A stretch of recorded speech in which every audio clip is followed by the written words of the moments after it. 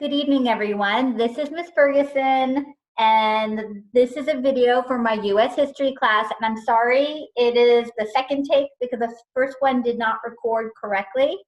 The sound for the video didn't come through. It will this time. And we are currently studying the Latinx struggle for equality, and we are in week 3. And we are right now going to be working on assignment 2. And I have a video you're going to watch. But before I share it with you, I would like for you to see this screen. We have a bunch of questions for the migrant workers movement. Our learning target for this week is for you to compare the methods used by Dolores Huerte and Cesar Chavez in fighting for migrant farm workers' rights to those used by Black activists during the civil rights movement. If you recall, we studied the Black struggle for equality in America, the unit before. I want you to think about what you learned about the methods used by the activists during the civil rights movement, and I want you to compare them to what you see and hear about tonight in this video excerpt that you're going to be watching. That's about 20-25 minutes long. I have a bunch of questions for you to answer. And the very last one is the actual learning target of the week. As we go through the video, I'm going to pause it and say, pay attention, this answer's next. And you'll be able to hopefully hear the audio this time around.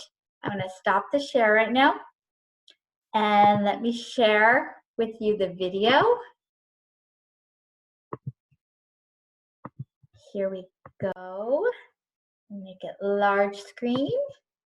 So the video excerpt is from a PBS documentary series called Latino Americans.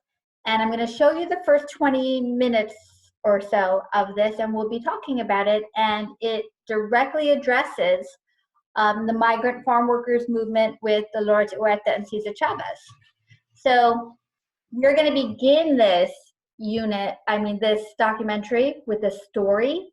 And the story you hear is going to answer the very first question you need to answer. How did Cesar Chavez desegregate Delano's movie house? So here we go.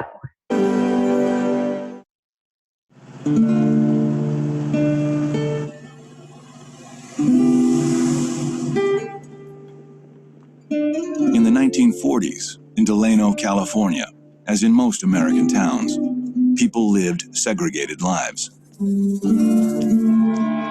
Even at the local movie house, where whites sat in the middle and everyone else sat on the sides.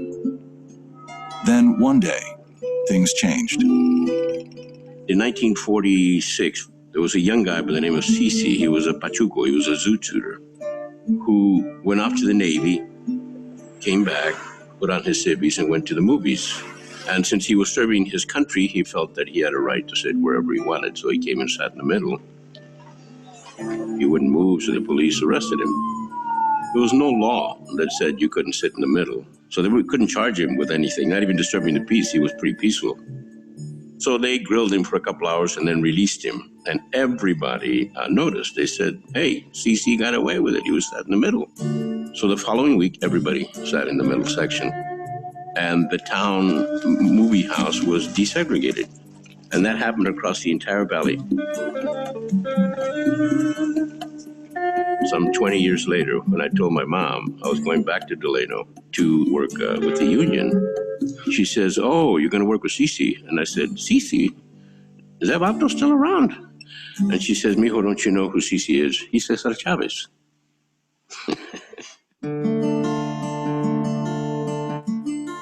In the 1960s, Cesar Chavez would become the most significant Mexican-American leader of his generation. He would join forces with Dolores Huerte to champion the human rights of some of America's poorest workers. The workers were literally like slaves. The living conditions were horrendous, and the children were barefoot. And I thought, well, this is so wrong. Their success would ignite a movement challenging a long history of prejudice and injustice. In East Los Angeles, a high school teacher led the largest student walkout in history. risking his own freedom to give Mexican-American students a chance at a quality education. It was a risk, it was a gamble, but the gamble that had to be taken. We're trying to make schools better, trying to make the country better. In Crystal City, Texas, a graduate student founded a political party, transforming centuries of oppression into ethnic power. Reckless, yes. Dangerous, extremely. Did it pay off? Damn right. And in San Antonio, a young activist brought millions of Mexican Americans who had never voted to the polls, eventually doubling the number of Latinos elected to political office. Because of his will, his sheer will, we became a part of the American system. During the 1960s and 70s, a whole generation of Mexican Americans discovered a new sense of pride as they fought for equality and challenged America to accept them on their own terms. This, what you just heard about, this is all part of the Chicano movement. This is what we started to talk about last week with the land reclamation movement, and this is what we're going to continue to talk about next week when we talk about the fight for education by Chicanos in East Los Angeles during this time period. But today we're focusing specifically on the migrant farm worker movement.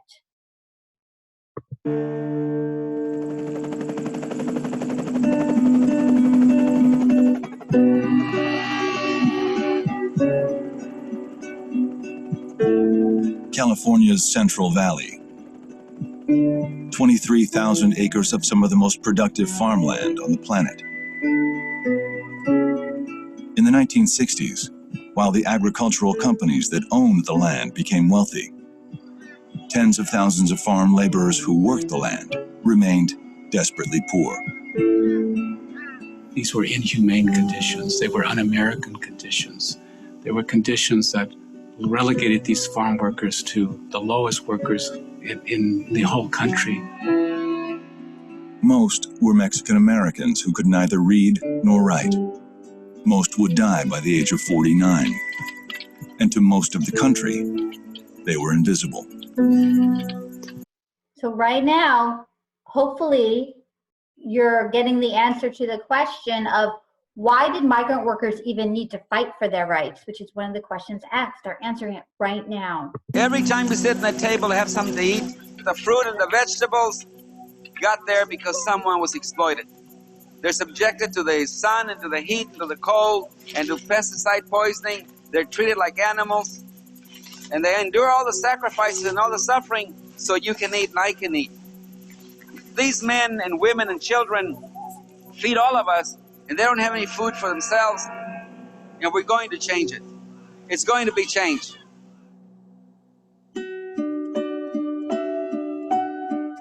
So now you're going to learn a little bit about Cesar Chavez and then Dolores Huerte as well.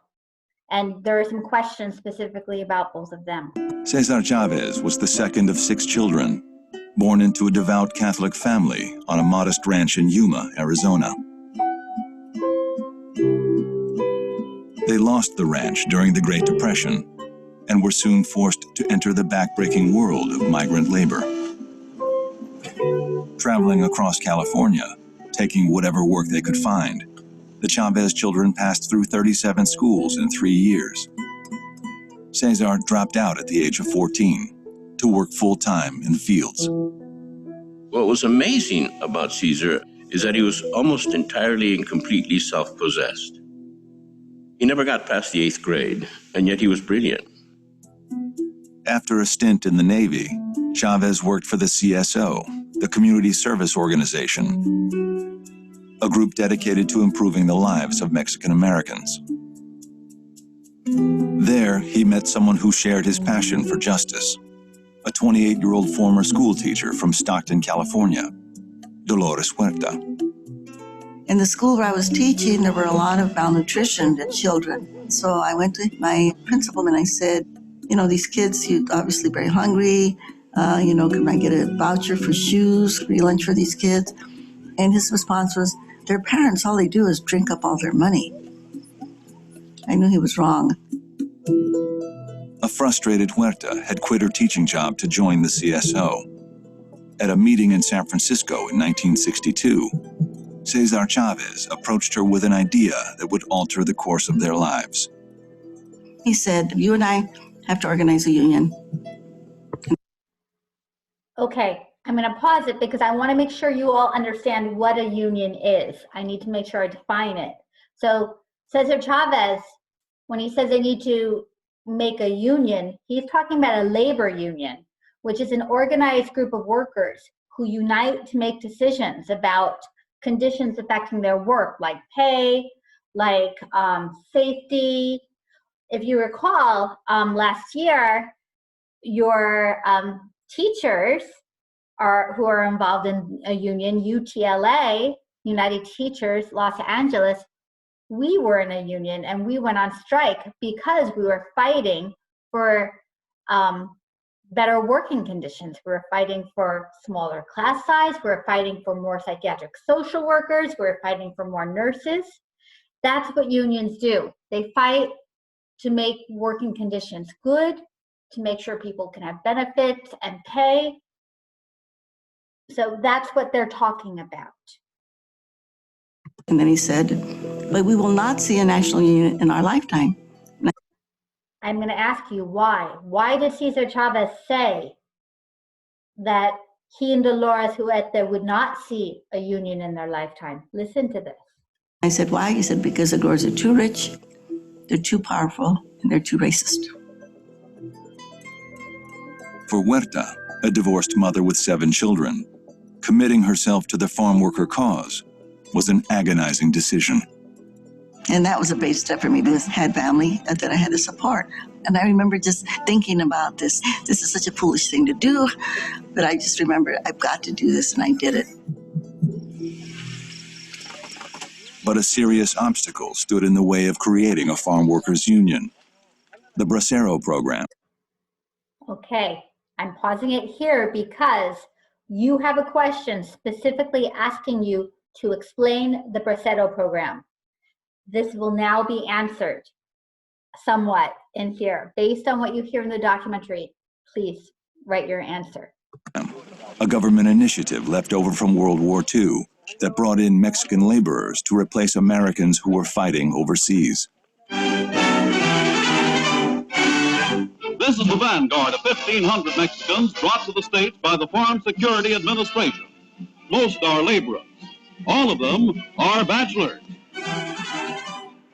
When the war ended, the program continued to bring in a nearly unlimited supply of cheap laborers from Mexico, desperate for work. But once in the U.S., their employers could use them as strikebreakers and have them deported if they complained. They weren't allowed to organize into unions. The workers were literally like slaves. So I want to make sure you understand. So the Bracero program was a way during the war, when there were American soldiers out fighting, we still needed to have farms. We still needed to have workers here. We needed to have food still made. And so we allowed Mexican workers to come here to the US temporarily. And they came to make money, but we could just send them away whenever we wanted. They were not given rights like American citizens. They were not considered citizens. And so they could be taken advantage of. They could be paid super low wages, and this program continued into the 1960s. And as a matter of fact, you can see right here in the subtitles what Dolores Huerte just said, the workers were literally like slaves. This is a problem. The Bracero program was finally ended in 1964, after 20 years of opposition by Mexican-American leaders. I was able to go to Washington, D.C., and Cesar and I worked together, working with the Secretary of Labor, and we were able to end that program. Now, a viable union seemed possible. But the history of unionism in the United States was scarred by violence. Since the 1930s, dozens of strikes had bloodied the streets and fields of California. Attacks and retaliation often triggered cycles of violence that robbed workers of public support and doomed the strikes to failure. We knew that in the past history of organizing farm workers that there had been a lot of violence. We knew farm workers had been killed. Chavez and Huerte admired Mahatma Gandhi, who had gained India's independence from England through a non-violent campaign. For both of them, nonviolence was not just a strategy. It was a principle of how to live your life. That if you believed in the principle of human dignity, you didn't harm another human being. For 3 years, Chavez and Huerte signed up farm workers, gradually building their union. But in September 1965, they were caught off guard. So I'm going to pause this for a second because this is about to answer another question. So Chavez and Huerte were able to create a union. They were able to get members, migrant farm workers. So in 1965, the union that Chavez and Huerte created, they voted to support something that would change everything. Filipino grape workers near Delano, California, went on strike, demanding higher wages. Into the fold of unionism and help bring the agriculture worker into the fold of unionism. We voted to support the Filipino workers, but we were very naive. We made these big old signs that said huelga, which means strike in Spanish. First day, we had a couple of strikers that were beaten up, and it was not a good experience. Here's this young woman, not that big, leading a struggle. And she was challenging the role of women among farm workers. They had never seen an aggressive, independent woman like Dolores. Come on out, brothers. We are waiting for you. You are earning more money today because the workers here were not on strike on September the 9th. And I found myself in a position where I was willing to be a lieutenant, to be a follower. The strike unfolding in the San Joaquin Valley resonated with Valdez, an aspiring young playwright who'd grown up in Delano. We were migrant farm workers, and so I was in the fields before I could walk. I was in my mother's arms, and like a lot of migrant kids, I used to sleep in a fruit box while she worked. And eventually, when I was old enough to walk, I began to work.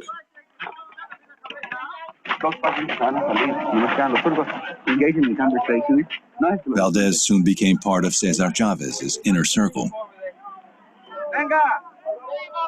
Cesar was relatively young, but he was mesmerizing. I mean, Okay, I'm pausing it again because I ask you, why was Cesar Chavez such a powerful figure? You're going to hear Valdez's answer, and you'll hear other people talk about him later in the video. You should be listening and thinking about this answer. his presence. And I'm not talking about something flashy. I'm talking about something very basic, very humble. But his sense of place and time of what to do under the given circumstances came from a confidence that he had within him. That confidence inspired all of us. After 4 months, the strike was going nowhere. Growers bussed in non-union workers to pick the grapes and break the strike. Okay, I want to really quickly explain what it means to break a strike. So if you go on strike, you're not working until your company or the boss is willing to negotiate and make new terms that are favorable for workers, and to come to some compromise. But if you're on strike and you're not working and they're able to find workers to replace you, they never have to meet with you. They never have to improve conditions. And they were bringing in new workers to replace the people who are going on strike in order to make it so they wouldn't have to negotiate with the workers. As the harvest wound down, the union was almost broke, and Chavez was losing hope. In the crop season, there is a period where everything is germinating. The vines have been pruned, they've been de-leafed, it's been irrigated. Now you got to wait for the new crop to kick in. And so there's the dead season, what the farm workers call invierno chiquito, the little winter. That was a dangerous time for the union because there are no workers in the field. Chavez was beginning to believe the strike could never be won in the fields. He desperately wanted to bring the movement into the national spotlight. So this is a question. How do you bring a movement or an action into the national spotlight? Remember, this is the 1960s. What was going on in the 1960s? What movement was happening, bringing the national spotlight to inequalities, civil rights movement? Cesar is taking something from the Black struggle for equality. Cesar came up with this brilliant idea of marching to Sacramento. In the manner of Martin Luther King, who garnered media attention leading a march through Alabama in 1965. Chavez would lead a 300-mile pilgrimage from Delano to the state capitol, passing through farm workers' towns along the way. Cesar said it's going to be a march of penitence. And the workers said, well, we don't have anything to be penitent about. I mean, the growers are the ones that are doing everything wrong. And he said, no, I want everybody to think of something that you've done, some gossip maybe, some fight that you had. Think of your own things in your own life. It was a pilgrimage. This was a spiritual pilgrimage. It was an attempt to suggest to the workers and others, this was going to be a long struggle. As he planned for the march, Chavez's faith was being tested. Striking workers were subjected to physical and verbal attacks from growers, who seemed to have law enforcement in their pocket. On March 16, 1966, with the situation threatening to explode, the Senate Subcommittee on Migratory Labor held hearings in Delano. The fact that somebody makes a report. So I want you to listen carefully to this. The movement was struggling at this point, even with the march. It makes such a difference when you have someone in power advocating for you and bringing your cause to the attention of other people. Robert Kennedy, senator, who was John F. Kennedy, President Kennedy's brother, brings attention in the Senate about the treatment of the strikers. Listen to him speak. About somebody's going to As news cameras rolled, Senator Robert Kennedy grilled the local sheriff on his practice of arresting peaceful demonstrators. Who told you that they're going to riot? The men right out in the field that they were talking to said, if you don't get them out of here, we're going to cut their hearts out. So rather than let them get cut, you remove the cause. This is the most interesting concept, I think. How can you go arrest somebody if they haven't violated the law? They're ready to violate the law, in other words. Could I suggest in the luncheon period of time that the sheriff and the district attorney read the Constitution of the United States? The farm workers have suffered in our society over the period of the last 30 years, and that situation has to be changed.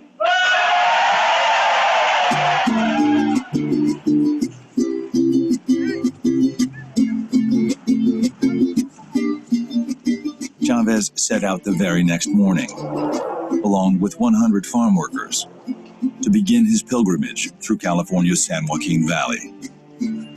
Cesar, either by design or by accident, ended up becoming symbolic of the penance part, because he had some boots that injured his feet.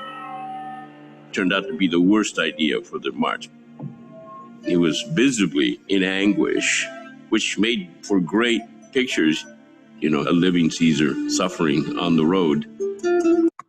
So you're going to hear more about this march, and I want you to think about whether or not it was successful and explain why you think what you do. As they traveled north, passing through town after town, their numbers grew.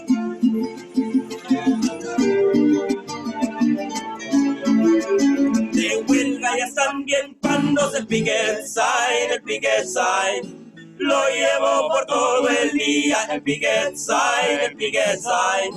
Conmigo toda la vida. As a Catholic, Chavez understood the power of symbols to instill a deep personal commitment to the movement and attract public attention. They flew the Union Eagle, a symbol of Mexican pride, and the Virgin of Guadalupe, the Virgin Mary as a brown-skinned Mexican Indian, signified for many the righteousness of what was now being called La Causa, the cause. After 25 days, their numbers had swelled from a few dozen to an army of thousands. On Easter Sunday, 1966, the state capitol was finally in sight. When we got to Sacramento, there were 10,000 people marching across the Sacramento River with us over the bridge. And it was people power. This was a demonstration of democracy.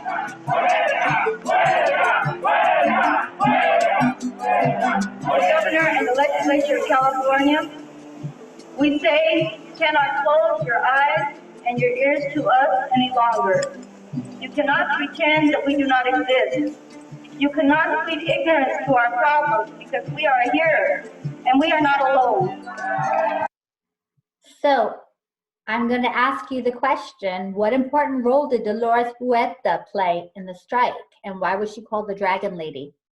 You just heard her speaking right now, and you'll hear more about her. With public sympathy mounting and the spring growing season upon them, growers finally agreed to meet with union representatives. Farmworkers of the state of California. Dolores Huerte became the lead negotiator. And it was unprecedented because here was a Mexican-American woman negotiating with the growers and taking them on. She's an excellent negotiator. She can break things down and can also stand her ground at an intellectual level and argue points, with lawyers. They hated her. They called her the Dragon Lady. They wished they were negotiating more with Cesar than with Dolores. It would take years of negotiations and a national boycott for Huerte and Chavez to secure higher wages, safer working conditions, and an end to child labor. But the march to Sacramento was a turning point. It led to the first farm worker contracts in American history. And for Mexican Americans, it was only the beginning. Viva la huelga.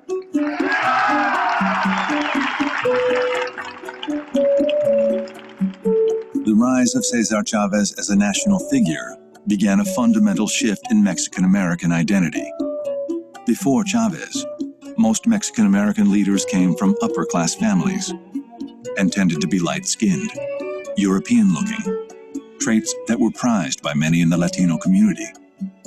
Our elders, when there was a new baby, and they say, ay, qué bonito, mira, qué chulo, mira, qué ojos azules, qué güerito.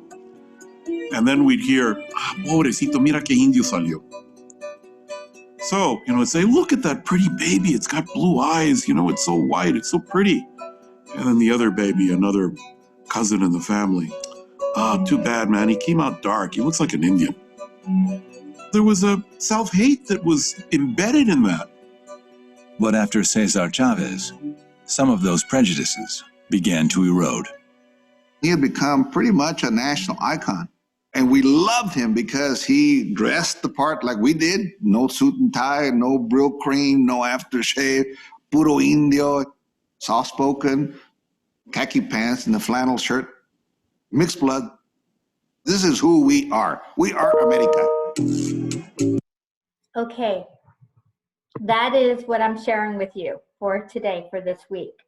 And if you recall, I asked for you, for your first assignment this week, to say hello on the Flipgrid and to share an item that you either eat or use that comes from the field or farms.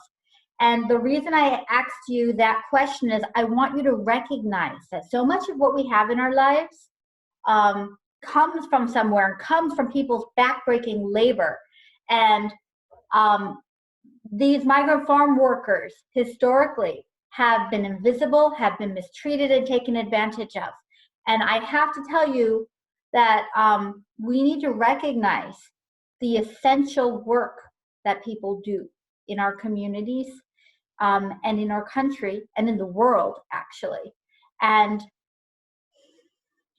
I know in this class, our study of U.S. history, we really talked a lot about some of the horrible things that have happened in our country, about prejudice and discrimination and the struggle that so many groups of people have gone through to be treated with dignity, to not be invisible, to to have equality, and we're going to continue to study this, but I want you to understand that this is America, and this is what I love about America, is that we will fight for our rights, and we will fight for equality. And when one person among us is not being treated with dignity, it is our whole country that is not going to be treated with dignity. And we must stand up for each other. I wish we could have discussions in our class about this topic because it's so important. I want you to know I love you guys. I miss you, and I hope you're okay, and I hope you're learning, and I hope you're appreciating the history that you're learning, because you need to know it and you need to continue it. And if you have any questions about the questions that are assigned or this assignment in general or the learning target, please message me. I'll be happy to support you. And I hope you have a great evening, and I am going to stop recording now. Goodbye.